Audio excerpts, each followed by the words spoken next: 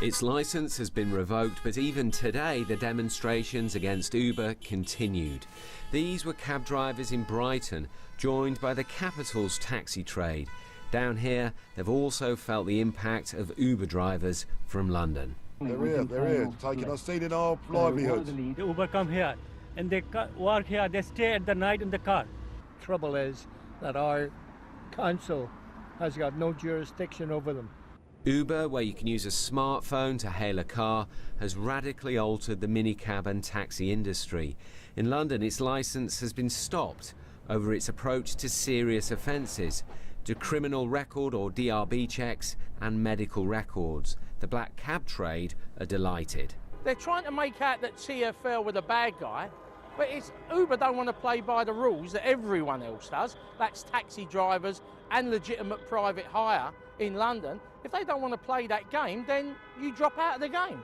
It's that simple. But 3.4 million Londoners are registered with the app. A petition to get it reinstated has hundreds of thousands of signatures. Uber admits mistakes. Now it wants talks and to change. You're confident your DBS checks were good enough? Well, look, we've been following the rules ever since we launched in London. We've been audited many times by TfL and always passed, and no specific concerns or requests to do anything different have been made of us. So again, I think this is one of the areas we really need to understand better. My understanding is that last week's announcement should not have come out of the blue to Uber. There had been a number of contacts between Transport for London and the company.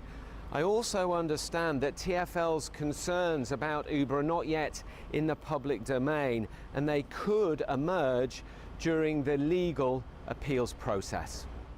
The Mayor has now told TfL officials to meet with the company.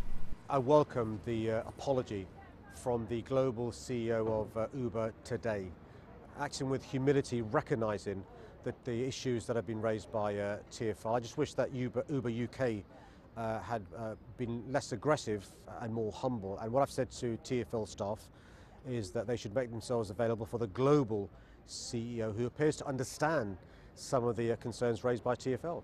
This is a long, long way from being over. The appeals process could take months. In the meantime, Uber can continue to operate. Tom Edwards, BBC London News.